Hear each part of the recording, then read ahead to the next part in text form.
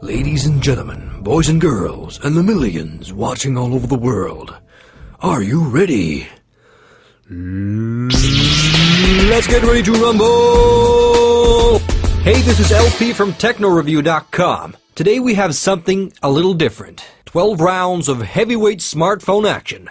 Welcome to our smartphone smackdown. In the white corner, weighing in at 150 grams, Nokia's new N-series device, the N97. In the black corner, HTC's very own flagship device, weighing in at 178.5 grams, that is, the Touch Pro2. Okay, let's stop kidding around. I gotta mention, I'm a fan of both HTC and Nokia. I've had at least a dozen Nokia phones in the past, and I'm going on my third HTC device right now. So I have absolutely no reason to play favorites. Round 1. Fight. Design is pretty much always a factor when buying cell phones, because you definitely want to have a flashy device to show off to your business buddies and friends. The N97 has a very distinct Nokia quality about it. It's pretty much in line with the previous N-series devices. The only gripe about the device is that it resembles the 5800 Express Music quite a lot. You can get the Express Music device for under $300, while this device costs more than double.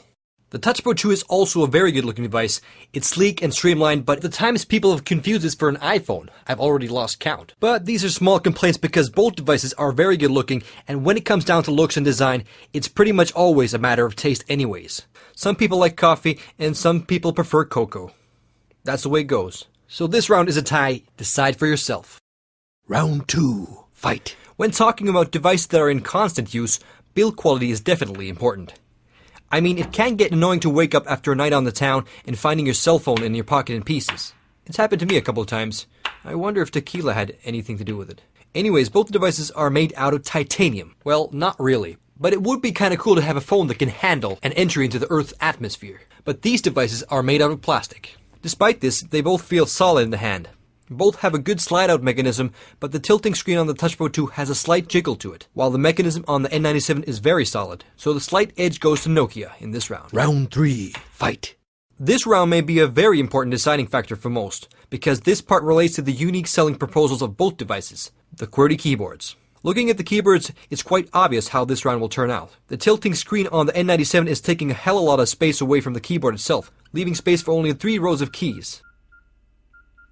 Even though I like typing with the N97, the Touch Pro 2 keyboard is definitely in a league of its own. The keys are bigger, more elevated, and spaced out comfortably, and the rows are misaligned like on a regular keyboard. And the Touch Pro 2 also sports a dedicated row of keys for the numbers. And I would say the typing is about 30% faster on the Touch Pro 2. The N97 gets owned pretty badly in this round. Round 4. Fight.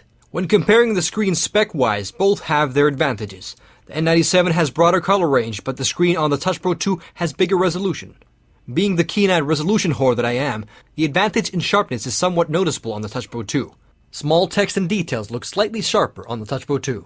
The Touch Pro 2 seems also to have a slight edge in brightness and contrast. Looking at the devices side by side, the advantage in colors is not apparent as you might think, and I really can't see the massive difference in color count on the N97. Better contrast and higher pixel density gives the Touch Pro 2 the points in this round.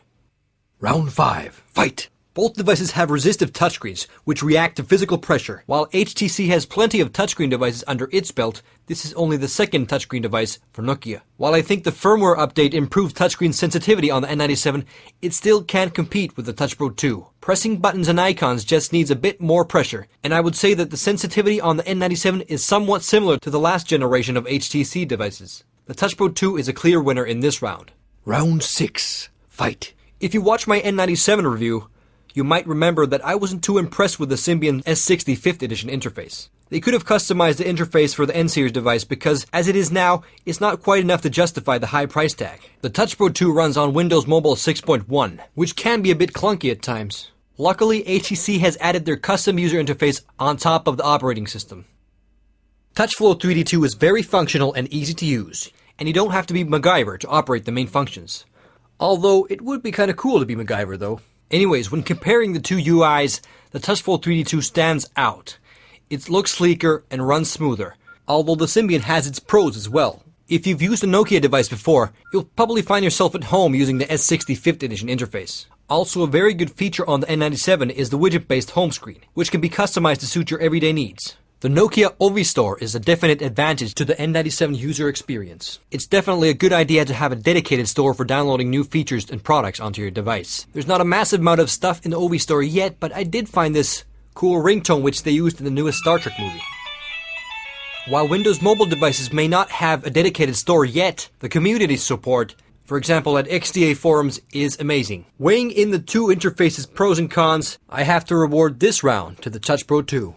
Round 7, fight! In this round, I'll be comparing the Opera Mobile 9.5 on the HTC device against the Symbian web browser on the N97. The two browsers are very similar in use. You can use your finger to flick around on the page and double tap to zoom in, although the Touch Pro 2 also has a dedicated zoom bar for zooming in and out of pages. The Symbian browser does support some flash out of the box, while the browser on the Touch Pro 2 does not. Loading times on the browsers are about the same. The Opera browser loads some pages faster than the Symbian, and vice versa. A very cool feature on the Touch Pro 2 is the push internet. This feature lets you set your favorite internet pages to load at a predetermined time, so you won't have to wait for your favorite sites to load. The Symbian browser has its pros as well. Navigation between open tabs and previous sites is done smartly. Render quality is decent on both browsers. I noticed that when loading bigger sites on the Symbian browser, the kinetic scrolling can get a bit choppy. But the Opera mobile browser is not without fault either. I had the browser actually crashing one time while making this comparison. Both browsers are decent, but far from perfect. I call this one a draw. Round 8.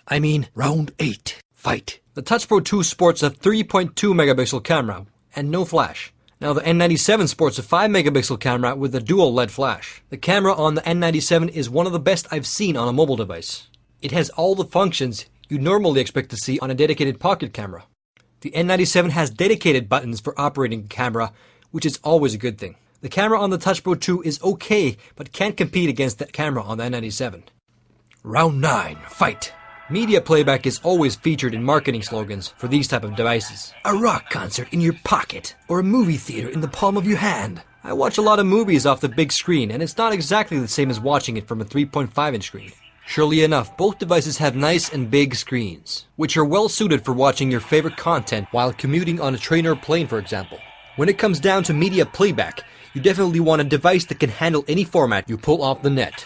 Neither of these devices support DivX out of the box, but this isn't too big of a deal because I would recommend getting a third-party player anyways. For example, Core Player that handles pretty much every format you throw at it. I said pretty much. Unfortunately, the Symbian S65th edition does not support Core Player. In fact, I could not find a working player for the Symbian that can handle DivX and Xvid. But the N97 handles the formats it supports with ease, and excels over the Touch Pro 2 with 3GP formats. But since I have 0 movies in 3GP, I have absolutely no use for 3GP playback. I mean, I'm not going to sit around for hours converting files. Another issue I have with the 3GP format is picture quality, which can get a bit blocky. Even though the N97 handles some formats with ease, the lack of codec and third-party player support is the reason this round goes to Touch Pro 2. Round 10, fight! Both devices have good music playing capabilities. The speakers on the Touch Pro 2 are better than the N97 speakers, which also makes speakerphone calls better on the Touch Pro 2. But the N97 has a feature that the Touch Pro 2 is dearly missing, the 3.5mm headphone jack. Without the jack, you won't be hooking your device up to external speakers to show off your Boy George collection. And in my books, that's a big enough reason to give this round to the N97. Round 11, fight! Ignore the battery life promises on the spec sheets. It ain't gonna happen. Both devices have 1500 mAh batteries, and battery life is about the same. If you're a heavy user, you will be depleting your battery in 2 days, so keep your charger handy. Round 12, fight! When it comes down to it, price may become a deciding factor. But rest assured, no matter what, both devices will be making a hole in your wallet the size of a decent shotgun blast. The 32GB internal storage and superior camera justify the higher price tag on the N97, so I would call this one a draw. So that's about it. The Touch Pro 2 took down the N97 with a final score of 94 points. I'm probably going to get some flack from Nokia fans, but that's okay. I still consider both devices to be good business smartphones, and I expect Nokia to be upping the ante next time around. The Touch Pro 2 is now the defending champion, and I'm going to need your help to choose the next challenger. Post your suggestions on the comments. Thanks for watching. LP signing out. Finish him! Fatality.